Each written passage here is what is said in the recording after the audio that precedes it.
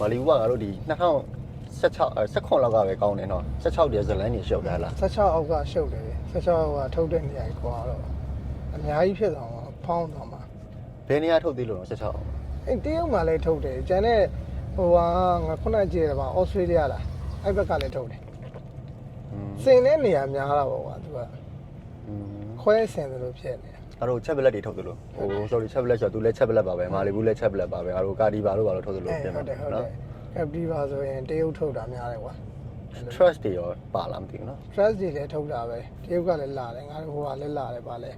ကိုရီးယားလည်းလာတာပဲအဲ့လို16ထက်ကတော့ဇလန်းရှင်းတာပေါ့နော်နည်းနည်းရှင်းတာပေါ့မာလီဘူးအတွက်ဆိုရင်ပေါ့မာလီဘူးအတွက်ကတော့တရုတ်မှာစိတ်ယုံရှိတယ်ကွာဒါပေမဲ့ဟိုတိတ်ပြီးတော့မှအဲ့ရစိတ်ယုံကအဲ့ဒီအတွက်ပဲများတယ်ကွာဟောဒီဘက်ကိုလွတ်မလာဘူးကွာပြောချင်တဲ့သဘောတရားကွာဟောဒီဘက်ကိုတွင်းတဲ့ကောင်တွေကတော့ကိုရီးယားရှိမယ်ကွာနော် US ရှိမယ်နှစ်ခုပဲရှိမယ်ရှင်းတာပဲအဲ့ဒူဘိုင်းညဝင်နေလားဝင်တယ်ဒူဘိုင်းကျအစုပ်တွေဝင်လာတယ်သူကမဟုတ်စုပ်တွေဝင်လာဆိုတော့သူတို့အတွက်ကျတော့ကွာတကယ်ဒီကားလေးတွေကစားစရာဖြစ်နေတာကွာကစားစရာဖြစ်နေဆိုတော့ဒီကောင်လေးရှောက်လောက်တာကွာတုံးထားတာကွာနော်ရှောက်လောက်တယ်အဓိကရှောက်လောက်တယ်ရှောက်ပြင်းတယ်အကုန်လုံးရှောက်တယ်သူကအဲ့လိုမျိုးလောက်တာအဲ့လိုကားတွေများတာပေါ့အဲ့လိုကားတွေများတာဟိုမှာဒူဘိုင်းမှာနေပြန်ပြီးတော့မှဒီကိုပြန်သွင်းလာနော်ဇလန်းတွေကတော့ရှုပ်တယ်တူပဲဒီကိုရီးယားကားတွေလည်းအားတို့အရင်တော့ဗမာတွေကဂျပန်ကားကိုသွားလို့သလိုပဲဟိုမှာသွားပြင်ပြီးတော့မှဒီကိုသွင်းအေးအဲ့လိုဖြစ်တာကွာသူဟိုအကောင်တွေကလောက်မတက်ဘူးရေဒီအကောင်တွေကသွားတင်ပေးတာသူကသူမတက်ဘူးဟို crown အရောင်ပြောင်းနေဆိုလဲအဲ့လိုပဲလေအရှင်တော့ဒီမှာနေပြောင်းတာအခုမဟုတ်တော့ဘူးလေးလံမတင်ခင်မှာဒီကောင်နဲ့အရောင်ပြောင်းခဲ့တာဟုတ်တယ်ဟိုမှာသွားပြောင်းအဲ့ခဲရောက်နေပြောင်းခဲ့တာပြောင်းပြီးတော့မှဒီကိုပြန်သွင်းလာတာဇလန်းနောက်ကျတော့သူကဂျပန်တွေကပဲလဲသွားတာကွာဒီဟာကိုဒီလိုလုပ်လို့ရပါလားဆိုတော့သူတို့မှာအရင်တော့ဒီလိုမဟုတ်ဘူးကွာသိတယ်မလားဒီတော့ငါတို့ဟိုပါလေ spare parts တွေအများကြီးပါတယ်ဂျပန်ကားတွေမှာသူပါတော့ကျွန်တော်ပါအကုန်သူကမလို့ဆိုထည့်ပေးတာလေခုတော့မဟုတ်ဒီအောင်လည်းအကုန်ဖြုတ်ယူတာသူတို့ဖြုတ်ယူလဲမင်းစိတ်ကမ်းမှာအကုန်ဖြုတ်ယူတာလေဆိုတော့ဒီမာလီဘူးကိုဆန်လေးပေါ့look လေးရပါတော့ရုပ်ထွက်တော့လာတာပေါ့နော်ရုပ်ထွက်တော့ရုပ်ပေါက်တော့ပေါ့ရုပ်ထွက်လည်းလာတယ်လူငယ်ဆန်လေးနဲ့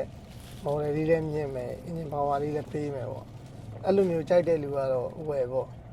သူကအဲ့လိုသာပြမင်းကားဆိုင်ကမသိဘူးကားဆိုင်ကကြီးတယ်ငါတို့ crown တွေတက်ကြီးတယ် crown လောက်ပဲဟုတ်ကဲ့မဟုတ်နည်းနည်းကြီးသေးလားကြီးတယ်ဘာလို့ဆိုငါအိမ်ဝင်နေပြီးငါ crown နဲ့ဆိုရင်ဝင်လို့ရတယ်မာလီဘူးနဲ့ဝင်ရတယ်ခြံကားနဲ့တိုင်းထားတာခြံကားနဲ့တိုင်းထားတာသူအဲ့လိုနည်းနည်းဒီကောင်ဖြက်လေးနည်းနည်းကြီးတာအဓိကသူ့ပြဿနာပြက်နည်းနည်းကြီးတာအရှိရတော့တူတော့ပါပဲဖြက်လေးနည်းနည်းပိုက်လေးဖောင်းနေတာအဲ့လိုပဲတော့ဒီမာလီဘူးတွေမှာ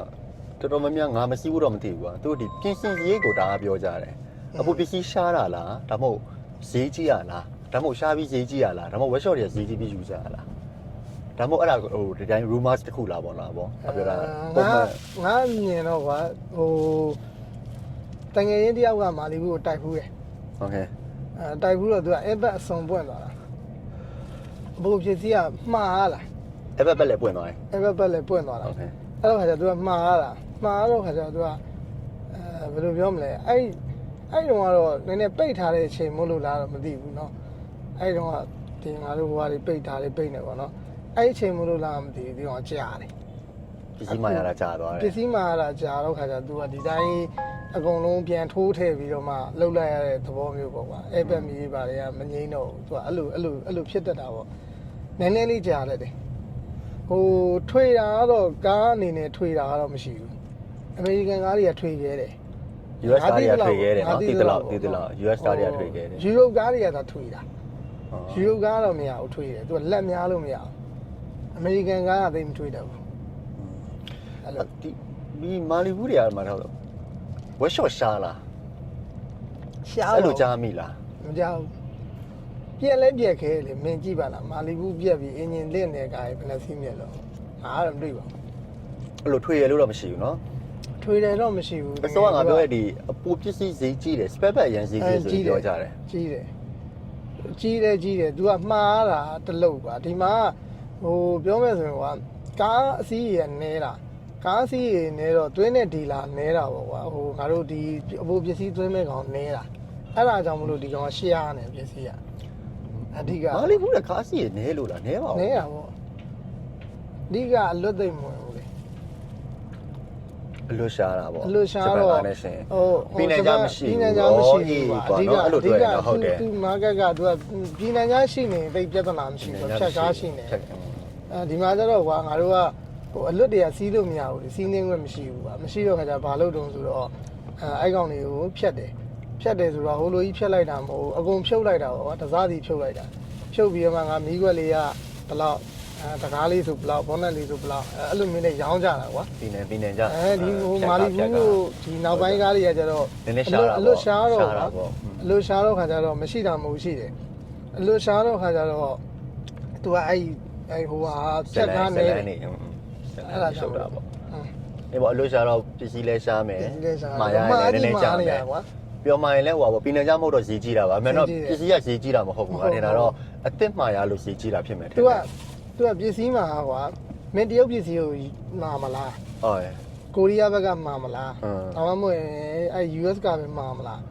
သူကအဲ့လိုဖြစ်နေတာကွာအဲ့မှာကွာ option တွေများနေတာကွာရွေးရမယ့် option က အဲ့တော့ပေါ့ တရုတ်ဘက်ကမှာရင်ကြတော့တကယ်မြင်တယ်ဒါပေမဲ့ quality စိတ်မချဘူး စိတ်မချရဘူး အဲ့လိုပေါ့နော်ရှော့ပါတကယ်တယောက်မှာလိုက်တာတစ်ပတ်ပဲစီးရသေးတယ်အတန်နေပြန်ထွက်လာတာလဲလို့လည်းမရဘူးအဲ့လိုပေါ့တရုတ်မှာလိုက်တဲ့အစ်စ် ဟုတ် အဲ့လိုဖြစ်တတ်တာပေါ့ တရုတ်မှာလည်းဘောင်းစုံကောင်းနိုင်လည်းရှိပါပါ ကောင်းနိုင်လည်းရှိတယ်မကောင်းနိုင်လည်းရှိတယ်သူတို့က တရုတ်ကဘောင်း မှာသူ့မှာ quality ပစ္စည်း quality နဲ့ဈေးနဲ့ကသူက range များတယ် ပြောရင်းနဲ့မှငါသဘောပေါက်သွားပြီငါတို့ဒီလေဂျပန်ကားတွေကပိုပစ္စည်းဈေးမကြီးဘူးဒီငါတို့ကိုရီးယားကားတွေဆိုလည်းဈေးကြီးတယ်ဆိုပြီးပြောကြတယ်ပြီးတော့ဒီဟိုမာလီဘူးဆိုဈေးကြီးပြောကြတယ်အဲ့ဒါဆိုဖြစ်နိုင်တာကဂျပန်ကားတွေကတော့ငါတို့ဆိုပြောရဲဒီထိုင်းတို့ဘာလို့ဘက်ကမြောက်ရီဘက်ကဝက်တောက်တွေဖြတ်ကားတွေပေါ်တော့ပြည်နယ်ကျနဲ့ဈေးပေါ်ရနေတာတကယ်ဂျပန်ကအစ်စ်ဝယ်ရင်လည်းဒီကောင်တွေလည်းစောင်းဈေးကြီးမှာပဲပိုတော့ဈေးကြီးမှာပဲဒီလားတကယ်လားဈေးကြီးမှာဘာဖြစ်လို့လဲငါတို့ဒီကဟိုဟာတွေကမရှိတော့ဘူးလေအသက်မှမရှိတော့တာမင်းက အေးလေနော် အသက်မှ spare bag ကအသက်ဘယ်လိုရှိတော့မှာဒီကောင်လေ အဲ့ကိုရီးယားကားတွေဘာတွေကလည်းဖြတ်ကားမှမရှိတာပြည်နယ်ကျမရှိတော့အစ်စ်မှာရတော့ spare bag ဈေးကြီးတယ်ဆိုတဲ့နာမည်ထွက်လာတာတကယ်တမ်း spare bag ကဈေးကြီးတာမဟုတ်ဘူး သူ့ဈေးနဲ့ သူ့ဈေးနဲ့သူပဲတကယ် ဈေးနဲ့သူပဲ အစ်စ်ဝယ်တော့ဈေးကြီးမှာပေါ့ကွာဒါပေမဲ့အသုံးခံမှာပေါ့အချာကြီးသုံးမှာပေါ့ပြည်နယ်ကျတွေကခဏနဲ့ပြန်ပြတ်တာပဲလေအောင်နဲ့ကလည်းအောင်ပါလေ လူပေါ်မှာမူတည်ပါပဲပြင်ကန်ကြသုံးတယ်တချို့ကောင်းတယ်မကောင်းဘူးတချို့တွေလည်းကောင်းတယ် မာလီဘူးကပြီးတော့ interior ကတော့ရင်သဘောကျသေးတာဘာရှိဘူးနော် ဟိုလိုပေါ့ခေါ်ကြောက်တွေပေါ့သူ့မှာ math ဆရာဆိုလို့ကွာငါပုံမှန်ဆိုရင်ဟို option တစ်ခုအနေနဲ့ပါတာပေါ့ကွာဒီကောင်တွေကပါလဲ ဝါလက် ဝါလက်ဆရာလေးပါတာပေါ့ဒီလောက်ပဲ math ဆရာရှိရပါကျန်တာတော့မရှိပါဘူး ကျတော့ဘာရှိဘူးနော်သုံးထားတဲ့ပစ္စည်းတွေတော်တော်လေးချစ်တယ် ဟုတ်တယ်သူကဟိုသူငါထင်ပါတယ်ဒီကောင်တွေကကျတော့ကွာ message စက်တန်ဖြစ်နေတာဖူးဆိုင်မဟုတ်ဘူးကွာစက်တန်မဟုတ်ဘူးကွာဟို message ကြီးဖြစ်နေတာ level နေနေလေ level နေအဲ့ဒါကြောင့်လေဒီ model ကောင်းပြီးတော့မှဈေးကဒီလောက်ဖြစ်နေတာကွာအဲ့လိုသူ ဟိုစက်ခွန်အထက်မှာဆိုရင်ဟိုဒီကိုရီးယားဘက်အချမ်းပဲထားလိုက်ကွာကိုရီးယားဘက်ကနေဆိုရင်ဟိုများသောအားဖြင့်ဘယ်နှမျိုးလောက်ရှိရော တကယ်တမ်းဟိုပါပေါ့ तू ကပုံမှန်တော့လာတာတော့အများကြီးပေါ့ကွာထားပါတော့ L ရော LSD ရော LD ရော LDO မှ LD ဆိုပြီး LDO D-less ဆိုပြီးတော့လည်းလာလို့ပြောတဲ့ grade တွေလည်းရှိတာပေါ့ထားပါတော့ LD D-less ဆိုပြီးတော့လည်းမရှိဘူး prime safety ဆိုတာလည်းမရှိဘူးတကယ်တမ်း LD ပဲ option နဲ့စုံတာပို့ပြီးတော့မှ LDO မှာဟို option အစုံပါတဲ့ဟာ ပိုးစုံသွားတဲ့ဟာပေါ့ကွာငါတို့အဲ့လိုမျိုး sunroof လေးပိုးပါလာတာတော့အဲ့လိုမျိုးထားပါအဲ့မှာလည်းမဲ့ LD D-less ဆိုရင်ငါတို့ဒီလို Apple CarPlay ဖြစ်သွားတာတချို့ကောင်တွေက LD မှာဆိုရင် Apple CarPlay မဖြစ်တဲ့ကောင်တွေအများကြီးပဲ TV အသေးနဲ့လာတယ်ဒီကောင်တွေကအကြီးဖြစ်သွားတာပေါ့အဲ့လိုဆိုတော့စက်ခွန်18ပေါ့အဲ့မှာဆိုရင်တကယ်ရုံမပြောင်းသေးဘူးဆိုရင်ဒီကောင်တွေက 0.5 လာမယ်20လာမယ် 0.5 လာမယ်20လာမယ် 0.5 က US ဘက်ကလာမှာတယ် 0.5 က US ဘက်ကလာ US ဘက်ကလာမှာ20ကကြောကိုရီးယားလည်းလာမယ် US လည်းလာမယ် US လည်းလာမယ်ဒါလို့တကယ်တမ်းဒီကိုရီးယားမှာဆိုရင်သူက grade အမြင့်များတယ် option ပါတာ option စုံတာများတာ တော့ grade အမြင့်များတယ် LD set တွေများတယ် 16မှာပေါ့ကွာ 16မှာ 19အပေါ်ကျရင်ညာသူက LDZ ဆိုပြီးမလာတော့ Premier ဆိုပြီးပြောင်းသွားတယ် ခေါ်ပေါ်ပြောင်းသွားတာ ခေါ်ပြောင်းသွားတယ်သူကအဲ့လိုလေးဖြစ်သွားတာပေါ့ခလာ အဲ့ဆိုရင်တော့ဟောပေါ့ဒီဆက်ဘယ်မော်ဒယ်ဆိုရင်တော့မင်းအဲ့လိုပေါ့ဝယ်တင်ဆုံးလဲပေါ့နော်ဈေးတန်းနဲ့ပေါ့အဲ့ဒါပေါ့ဒီမော်ဒယ်ဒီရေးလေးနဲ့တန်နေပေါ့အဲ့ဒါပေါ့ LD ရဲ့ဟို19အရန် grade အမြင့်ဆိုရင်လည်းဒါဈေးများသွားပြီပေါ့ကွာဟို LD ဟိုအောက်လေပဲဆိုရင်လည်းဈေးနဲ့တယ်ဆိုရင်လည်း grade မစုံတော့တည်မလား model လည်းနေဆိုတော့မတန်ဘူးပေါ့ဘယ်ဈေးတန်းဘယ်လောက်ဆိုတန်တော့ တကယ်နဲ့တကယ်ဒီကောင်တွေက2000အောက်ပေါ့1500နဲ့2000ကြားပေါ့တကယ်1600 1900 1800ပေါ့အဲ့လောက်ဆိုရင်တော့တကယ်နဲ့စီးပြော်ပါတယ်အခုလက်ရှိပေါက်ဈေးနဲ့ဆိုရင်ပြောတာလေလက်ရှိပေါက်ဈေးနဲ့ဆိုတော့1600 1900မှာဆိုရင်ငါတို့ဗီရောရေးခဲ့မိပဲရမှာအဲ့တော့ဟိုနေ့ကခါပြောတယ်နော်အဲ့ဒါပဲရမှာဆိုတော့အဲ့ကောင်လေးဆို19ရမယ်19 Premier တွေရမယ်1800ဒီကဒီခုငါကားဆိုရင်1850ကွာဒီကောင်ဆို19 Premier ဒါပေမဲ့အရင်ကတော့ငါတို့အရင်တော့ Midnight လို့ခေါ်တာပေါ့ Midnight လို့လည်းခေါ်တယ်အခုခဲမဲပေါ့ကွာခဲမဲပေါ့အေးပါအခါမဲလည်းမခါဖြစ်အရင်တော့ Midnight လို့ခေါ်အဖြူဆိုရင်ဘယ်လောက်ရှိမလဲဖြူဆိုတော့2000တပတ်လေပေါ့နည်းနည်းပေါ့ save range ကဒီကာလာနဲ့ငါတို့ဒီဟိုအိုင်းနဲ့100 150ဒီလောက်ပါပဲခွာကြတာပဲနော်ခွာကြတာပဲအဲ့မှာကားပေါ်မူတည်ပြီးတော့ပါတဲ့ပစ္စည်းလေးပေါ်လည်းမူတည်သေးတာပေါ့ဒီကောင်ဆိုရင်ငါတို့ Dead for ဝယ်ကွာ Premier Dead for ပဲဖြစ်အောင်ပဲPremier ဖြစ်အောင်ပဲသူ wireless charging တော့ငါတို့ဒီ sunroof ပေါက်တော့မပါဘူးပေါ့အဲ့သူကဒီဟွာလေးရကောင်ဒီလက်ကင်ဟီတာလေးပါမယ်ကွာပြီးတော့ lane assist လေးပါလေးပါမယ်ပေါ့အဲ့ဒါလေးက Premier ဖြစ်သွားတာပေါ့ Premier ဖြစ်လာပေါ့နော်အဲ့ဒါကိုရီးယားလုံးနဲ့ US လုံးဆိုရင်ဇလန်ကဘယ်ဟာရှင်းတော့ဘယ်ဟာပူရှင်းလဲပေါ့တကယ်နဲ့ဟိုသူများကြီးပြောကြတာတော့သူတော်များများကြိုက်တာကိုရီးယားလုံးကိုကြိုက်တာကွာသူကရှေ့ရငါတို့ signal မီးမှာကွာဟုတ်လားဟိုပါရမီဖြစ်ပါနေတာသူဒီ signal ခွက်ကဘေးရောက်နေ US ကသူတို့လောနဲ့ဆိုင်မယ်တဲ့ဥပဒေနဲ့ဆိုင်မယ်တဲ့ဥပဒေနဲ့သူတို့ဥပဒေပေါ့ကွာအဲ့ဒါပေမဲ့အဲ့ဒါကြီးကိုဒီရကောင်တွေကမကြိုက်ကြဘူးတိတ်မကြိုက်ကြဘူးနော်ကိုရီးယားလုံးနဲ့မင်းဒီ US လုံးနဲ့ရောင်းမယ်ဆိုရင်ကိုရီးယားလုံးကိုယူမှာကားချင်းတူရင်ကိုရီးယားလုံးယူမှာရှင်းပြောရရင်တော့ကိုရီးယားလုံးကလူပိုကြိုက်တယ်ပေါ့အတွေ့အကြုံရပေါ့နော်ညာတော့အဖြစ်ကြိုက်ကြတာပေါ့သူကနှစ်ခုလုံးကတော့ကွာ Car Fest ကနေစစ်လို့ရတာပေါ့သူက Car Fest ဆိုတာငါဒီမှာ workshop ပြင်းနဲ့မှတ်တမ်းပေါ့ကွာဒါပါပဲကိုရီးယားမှာပြင်ထားတဲ့မှတ်တမ်းကိုရီးယားမှာပြင်ထားတယ်သူတို့ကတော့တချို့ဟာတွေကြောက်လဲအကုန်ပါတာပေါ့တချို့ကောင်တွေကြောက်လဲအကုန်မပါဘူးဒါပါပဲပါရင်တော့မဝယ်နဲ့ပေါ့ဂျပန် cancellation တို့လေဟို US ဘက်ကနေဟာကြတော့ Car Fest လို့ခေါ်တာကိုရီးယားဘက်မှာကျတော့အဲ့ဒါစစ်လို့ရတဲ့ဟာရှိလားရတယ်သူကကိုရီးယားဘက်မှာဆိုရင်သူကတကယ်တည်း Car Fest ကပို့ပြီးတော့မှတိကျတာဟုတ်တယ်သူကဘယ်လောက်ဖို့ပြင်ထားတာဘယ်နှစ်ရက်နေရအဲ့လိုပါတယ်ဟို US ကပို့စစ်လို့ကောင်းတာပေါ့တားကြီးတိုက်ထားတဲ့ကတော့သူက record ရှိရကွာတိုက်ထားတဲ့ record ကိုရှိတယ်မင်းတပ်ပုံများစွာရှိတယ်ငါတို့ဒီဂျပန်ကားမှာကြာမရဘူးလေမရဟုတ်တယ်တပ်ပုံမရှိဘူးသူကတင်သားလေးကို time လေးကဘယ်လောက်ပါတယ်ဆိုပြီးတော့သူကငါတို့ခဲတယ်လေးနဲ့ပြထားလားဟွာလေးနဲ့နော်အဲ့လိုလေးပဲအဲ့လိုလေး ABCD ပဲပြပေးတာမဟုတ်ဘူးတပ်ပုံလိုက်ပါပါတယ်တိုက်ထားတာ Perfect နော်တိကျတယ်ထုတ်ချင်ပါကိုရီးယားဘက်ကကြတော့ငါတိတ်မဟုတ်အဲ့လောက်ကြီးမပါဘူးသူကတော့ဒီကားဆိုရင်လည်းကွာ1 သိန်းမိုးပါတယ်ရှေ့ဘက်မှာလေးပွန်းထားတယ်အဲ့လို1 သိန်းဆိုဘယ်လောက်မှမရှိဘူးဒေါ်လာဘယ်လောက်မှမရှိဘူးဒါအဲ့လိုလေးပါလိုက်တယ်ပါတယ်အရင်စစ်လို့မကောင်းဘူးပေါ့ကားဖက်အလုံးကြီးရကြတော့မပါတာများတယ်မတိုက်လို့တော့မဟုတ်ဘူးဒီကောင်လေးလည်းတိုက်တော့တိုက်မှာပါပြင်ထားတာနဲ့မှတ်တမ်းဝင်တာနဲ့မှတ်တမ်းမဝင်တာနဲ့ဟွာမှာပဲသူတို့စီမှာလည်းငါတို့စီလိုပဲတိတ်ဟိုမဖြစ်ဘူးသူမှတ်တမ်းမရှိတဲ့ကောင်တွေအများကြီးဟိုလက်ပုတ်တိုင်းပြီးသွားရင်ရှင်းရှိမှာပေါ့နော်အဲ့လိုလေးပြီးသွားတူဦးတွေကလည်းပေါ့အောင်ပါဟိုကောင်တွေတော့မတိကြဘူးဒီအမေရိကန်ကားတော့မတိကြဘူးဟိုကောင်တွေကတိကြတယ်။နေရခက်တယ်ဆိုတဲ့ဟာငါတို့မျိုးကြီးမှနေတဲ့လူတွေအတွက်တော့တိတ်အဲ့လောက်ကြီးပြဿနာမရှိဘူးเนาะ။နယ်ဘက်မှာဆိုရင်တော့လည်းမပြောတတ်ဘူးပေါ့နော်။နယ်ဘက်ကျတော့ပြက်ခဲပါလေ။ပြက်ခဲငါတွေ့တဲ့လောက်တော့ဒီမာလီဘူးကြီးကိုမှကွာထားပါတော့ workshop ကြီးတစ်ခုကိုကြာကြီးထိုးထားတာတော့အဲ့လိုမျိုးကြီးတော့ထွေးနေရတော့မမြင်ဘူးထွေးနေရတော့အဲ့လိုမျိုးကြီးတော့မတွေ့ဘူးဟိုဟွာတော့ဖြစ်တယ်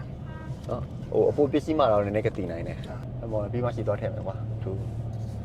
စီရမထင်းနေဘူးတဝက်ကျန်တယ်မင်းဘယ်ဟိုတော့ ထည့်လိုက်ပါသူဟိုပြန်ပြီးနေဟိုကလေးပြန်ပြီးမှမလား မေးပါဦးရငါကသူကငါကားစီနေတာလို့သူလည်းငါလည်းလဲတာလေးကသူလည်းစီခဲ့မှာမဟုတ်ဘူးပြောမာလီဘူးတွေပြန်ရောင်းရင်တွေ့လားမခတ်ဘူးခတ်တယ်တယ်တော့မပါဘူးဒါလည်းလွယ်မနေဘူး ဟလာဒါလည်းမလွယ်ဘူး လွယ်ဘူးလေ အရင်တော့အရင်ခစ်စားပြီးတော့နော်ဒါထွန်းနေ အဓိကကွာအဲ့ तू ကတက်ရှင်လိုက်တဲ့ဟာမှားသွားတာလို့ तू ကတက်ရှင်တဲ့ကားမှားလားတကယ်တမ်းလေသိလားဟိုကွာပြောမယ်ဆိုရင်အရင်တော့ကငါဟိုကွာတိတ်နားမလဲတဲ့လူပေါ့ကွာထားပါတော့ပတ်စံရှိပြီးတော့မှကားเจ้าကိုတိတ်နားမလဲတဲ့လူပေါ့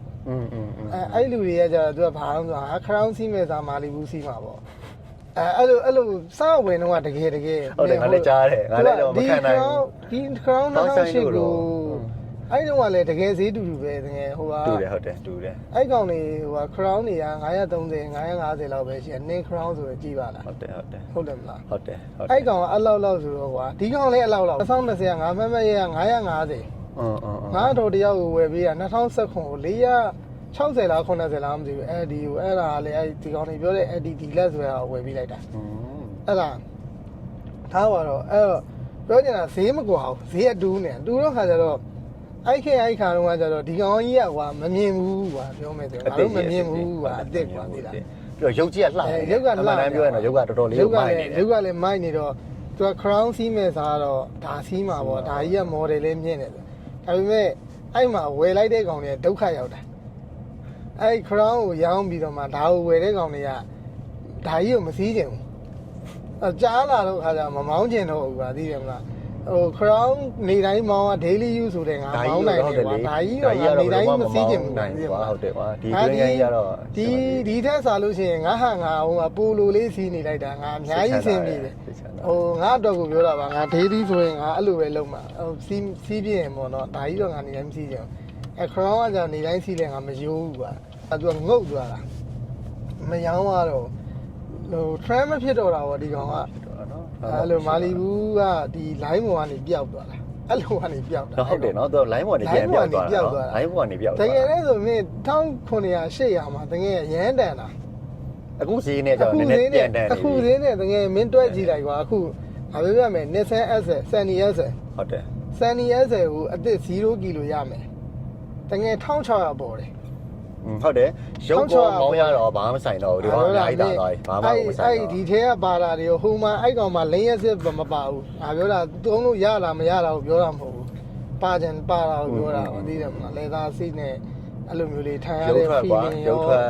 မောင်းရတဲ့ဟာရောထိုင်ရတော့အများကြီးတာသွားပြီဒါပေမဲ့ဟိုကောင်ဝယ်မှာမင်းဒါမဝယ်ဘူးဟိုကောင်က line ပေါ်ပူ trend အဲ့လိုမင်းအဲ့ S အ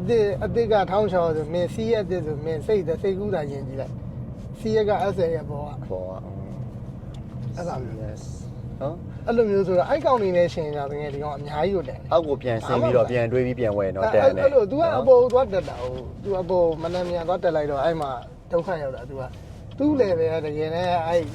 ဘယ်တာလဲဘယ်တာလဲပဲအဲ့ဟိုငါတို့အဲ့ VO တို့ဘာတို့အဲ့ level သူ့ level ကအဲ့လိုမျိုးလေဟို CS တို့ဘာလို့နေသွားရှင်ကြတော့လေအများကြီးပုံငိမ့်နေတယ်အဲ့ညိမ့်နေလေအများကြီးစင်ပြေနေကြရောအဲ့ကောင်နေတဲ့စားလို့ချင်းငါတို့ဒီ CR တိုင်းကိုင်းပြီးလဲနေရတာမသိဘူး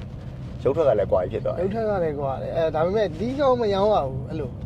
ဘယ်လိုဖြစ်လို့လဲမသိဘူးအဲ့လိုပေါ့သူ့ရဲ့ဟိုလူတွေကြိုက်တဲ့ trend ပြောင်းသွားတာနော်အဓိကလည်းဟိုကောင်တွေကကျတော့ SKD ဆိုတော့ပေါ်တယ်လို့ထင်တာဟုတ်